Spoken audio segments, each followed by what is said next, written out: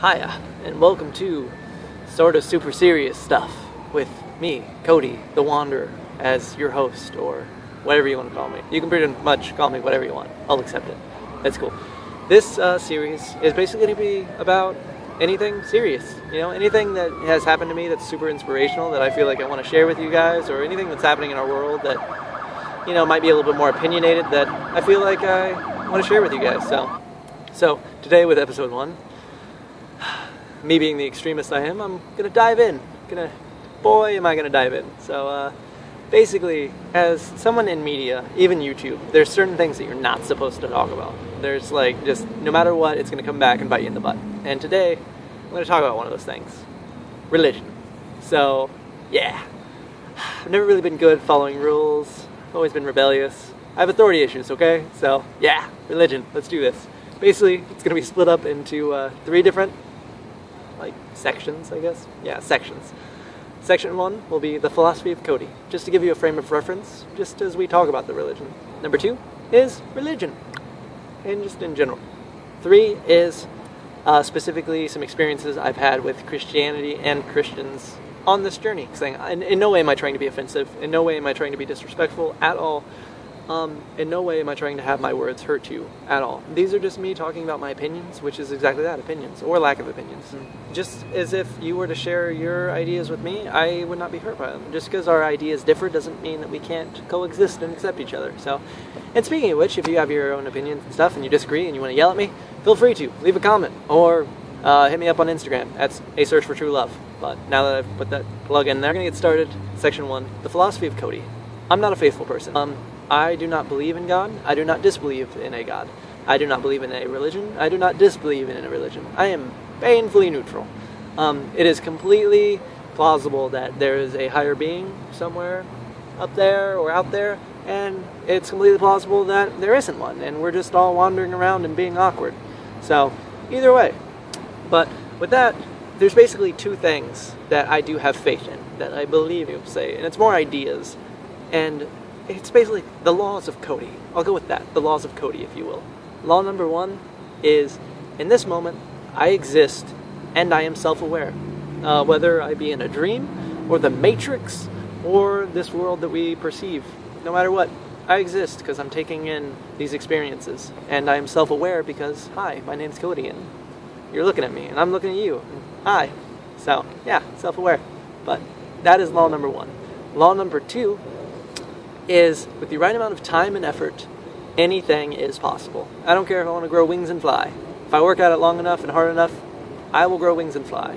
My lifespan might get in the way of the few thousand years of evolution that it might take, but if I can get over that hurdle of lifespan, boy, I'll be flying around, and you guys are going to be jealous. More simple, if I want to, get a six-pack, if I put the right amount of time and effort into it, sooner or later I'm going to get a six-pack. Am I going to? Nah, probably not, because I'm lazy. But I digress. Anything with the right amount of time and effort is possible. So, that is law number 2. So with that, we're going to go into section number 2. I'm using a lot of finger numbers. Anyways, section number 2, religion in general. I know a lot of people who don't believe in religions and that are negative towards their type. Me, I love religion, actually. It very much fascinates me. I love learning about different philosophies, learning about different religions, different ideas.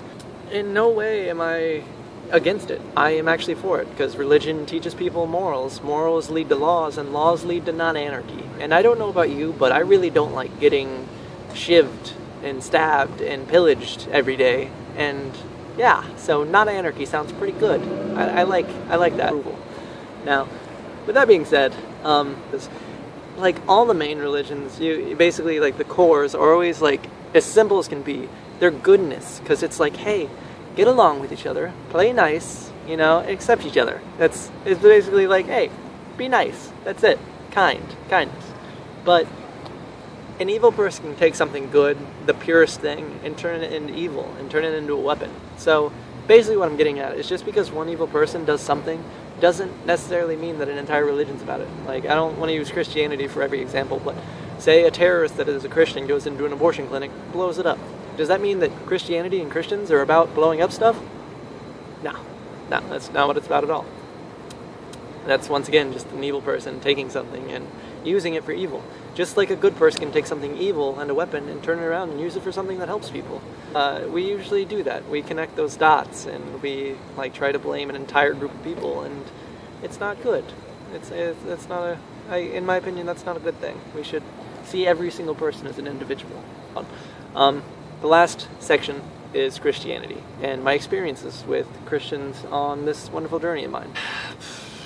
I have no problem with Christianity. I was the weird kid in high school who carried around a Bible because I liked learning about it. It was cool. And I love hearing everyone's story out here. About 70 to 80% of the people who stop on the highways to talk to me and ask me, what in the world am I doing?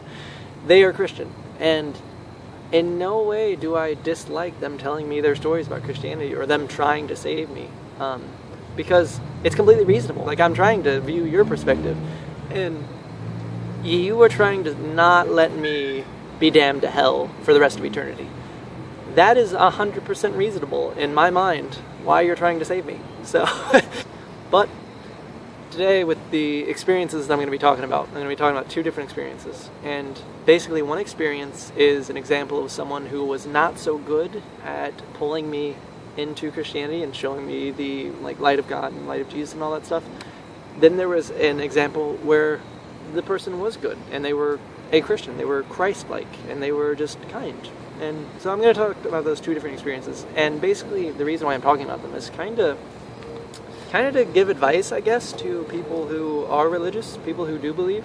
Just because I know for me, it's always kind of hard for me to wrap my head around ideas that a religious person has. And because I'm not religious, I don't have those beliefs. I do my best to wrap my mind around it, but I'm not always the best at it. So I assume that it goes the other way too, where someone who doesn't believe, it's hard for you to wrap your mind around that. If not, then okay, good for you. You're set. But for everyone else who maybe has a hard time seeing the perception of someone who doesn't believe, this is basically for you. I want to try to give you some advice on how to save more people, if that makes any sense. So, wow, this is a weird conversation, but anyways. The first example will be the more not so good one. A man pulled up in a very nice car. He looked very well off. He had a very nice watch. He was very clean cut. And he waved me over, and he had this smile on his face. And not to read too much into it, but he had a smile that basically said, I know something that you don't know, and I'm about to blow your mind. But in my head, I was thinking, you know what? Maybe he does have something that will blow my mind. So I'm going to go talk to him. And he led with saying that he was a Christian and that he worked for God. He then kind of continued to tell me everything about myself. He told me what I'm going to experience. He told me that the path I'm on is because God wants me on that path. And he told me basically a lot of things that he assumed about me. The reason that's not so good, for me specifically, I assume that there are other people like this, but I'm just going to talk about me specifically just so I don't generalize and talk about other people. And since I don't believe in any higher being, I believe in myself. I mean, I get down on myself sometimes, but I believe that I have control over myself. That's the point I'm trying to make. I have control. And that's the one thing that I have. So with that, the second you start telling me that I don't have control and that I'm on a path that someone else set for me, it's going to make me instantly shut off to anything that you're saying, because I have that control and I don't want to lose that control. So whether it be true or not in your view that my life is set on a path, I don't want to hear it, honestly. There's so many different things that you could say instead that would just get you so much further. For instance, instead of telling me everything about myself and what I'm going to experience, talk about what it did for you. What did your religion do for you? What did Christianity do for you? How did it help you? How did you find it? Stories. They're not telling me anything about myself. They're not telling me that I don't have my control still. They are telling me, they're just teaching me stories. And stories are awesome. And beyond that, without the words, are actions. And this leads into the next example, the second example. I met this very nice couple that pulled over on the side of the road. And they ended up giving me a bag of food, and that's not the big deal. It's just how they went about it. I asked them if they wanted to be in a video, and so I could thank them. And they said, no, we don't want the recognition, because that's not what this is about. This is simply that we want to spread love. We want to give you kindness, because God gives us love and kindness, and we want to overflow with it and spread it to other people that you do well. And they basically made sure that I had heard the words of Christ, Christianity, which I have. I told them that I've read the Bible before, And they said, okay, well, in that case, you know the words, and we hope that somewhere along your path that you find a way to God, and we hope the best for you, and we'll pray for you.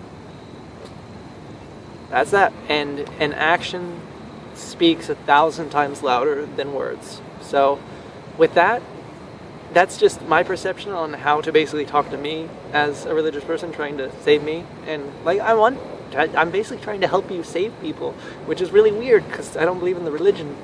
I don't disbelieve in it, but you know, this is a weird situation.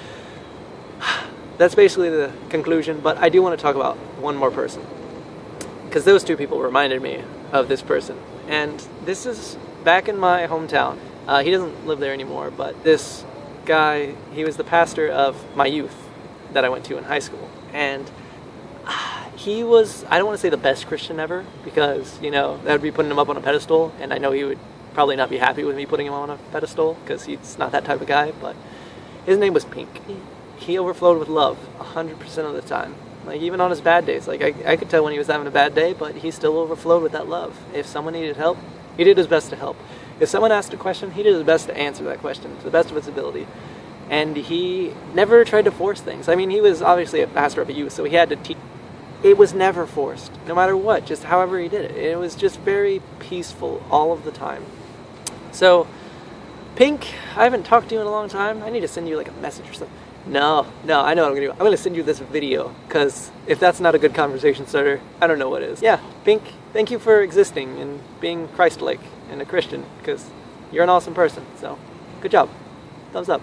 So, with that, Pink, I hope you're having a wonderful day. And everyone else, I also hope you're having a wonderful day. Boy, was this an episode 1 of episode 1s. This is pretty diving in. Everyone, make sure the people around you are having a wonderful day, and if they're not, do your best to change that and cheer them up. So, with that, smiles everyone. It's contagious and stuff. Not like that, because that's kind of scary, but smile and stuff. Be happy. More videos to come, more random series, more updates and stuff. The world is wonderful. People are giving me weird looks. Bye, guys.